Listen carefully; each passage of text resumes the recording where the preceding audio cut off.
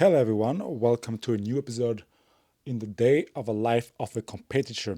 I freshly came from the US Coffee Championship last week, and here I wanted to share with you my journey throughout this competition and especially within the cup tasting competition. What you'll see, it's me cupping a lot of coffees in this video, but I will share with you my training regime and what went on my mind during those different rounds: one, quarterfinal, semifinal, and the finals.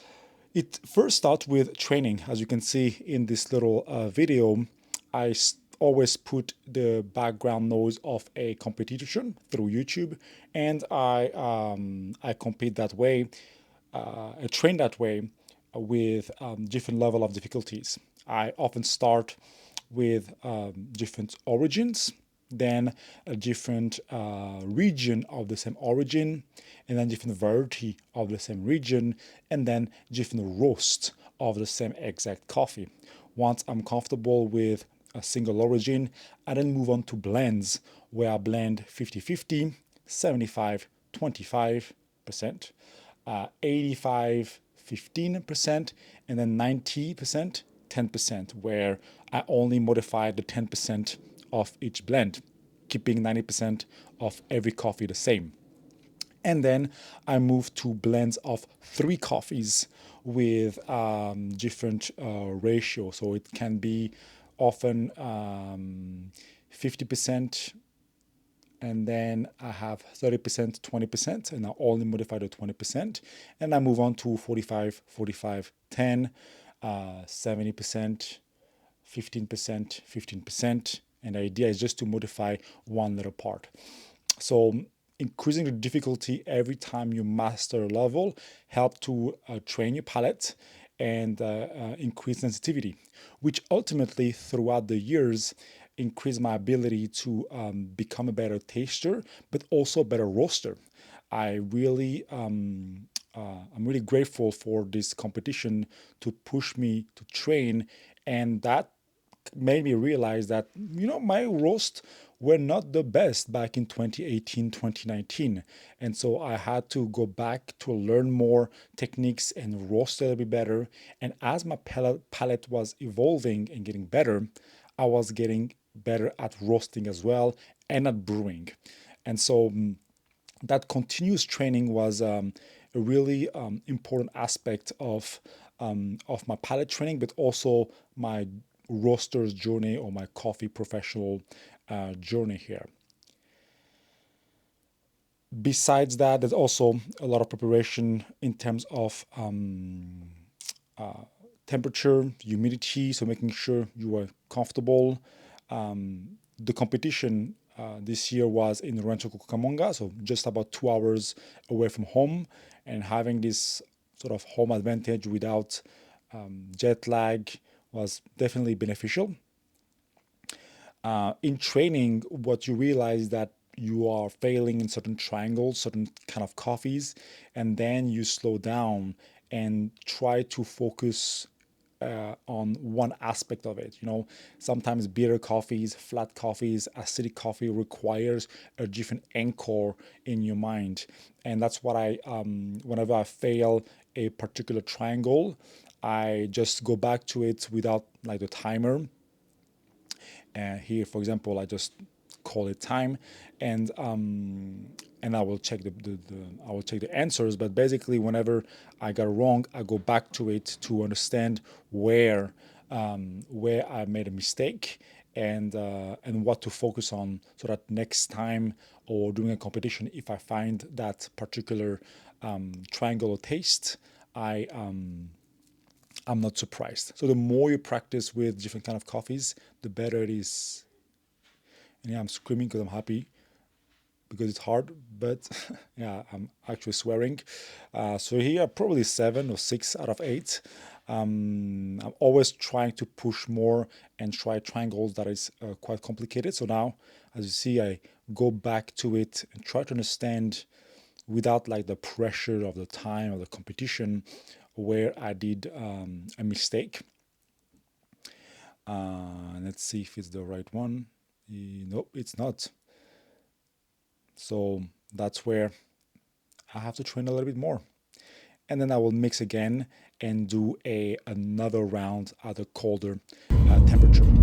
And here we go here, going to Rancho Cucamonga on the first round. So here accelerate a little bit everything. I will just let maybe the final of full time. The first one was, I was quite comfortable. It was similar to the qualifiers, but with 8 cups, so it increased the palate fatigue. The level this year was quite incredible. And so I just try to double check everything, right? Usually, cup taster is based on accuracy first and then on speed. And as you can see here, we have 8 sets of 3 coffees each. One is an outlier. Here, accelerate. This is the semi-final, no, quarterfinals. This is the quarterfinals. Take a bit more time, but still double check everything. So when you double check things, you are sure what you are pushing, but you are losing time, right? Which is also a strategy. But the most important, once again, is accuracy. So I was aiming for accuracy. And as you can see, everyone is waiting for me.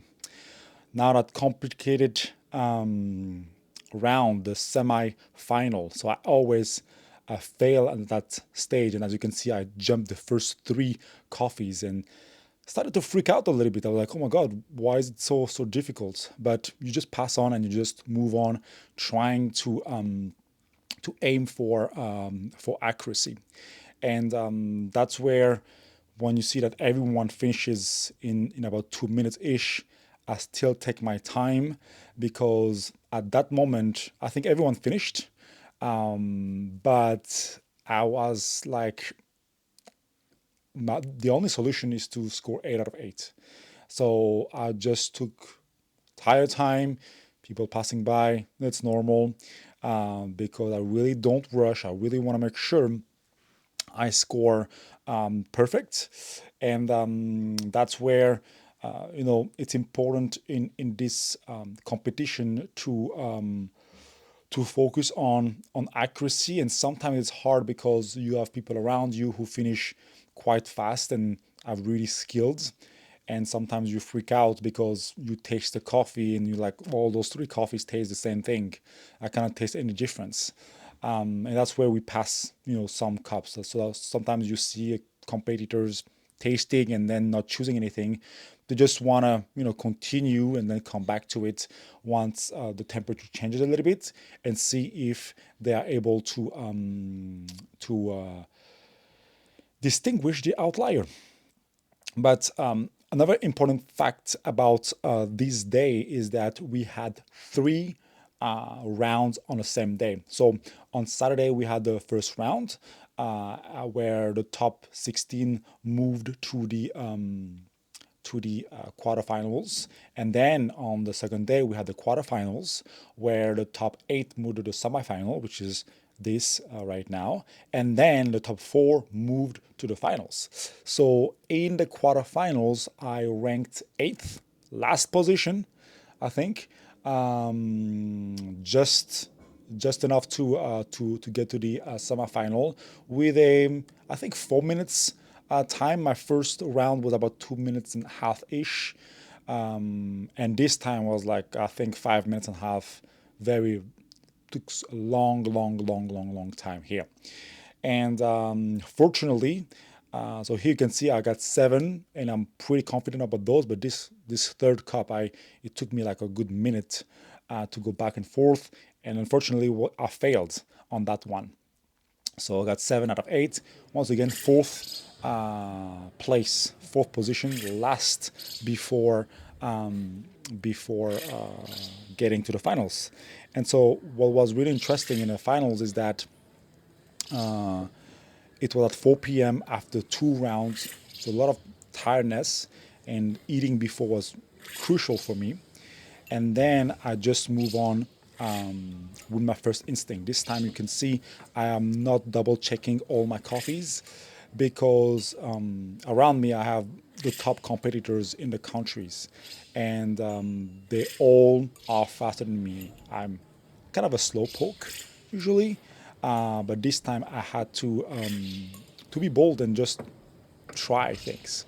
And so that's why on the final I decided to go for speed, because on a semifinal I went for accuracy, and although I took like 5 minutes and a half, I did not score 8 out of 8.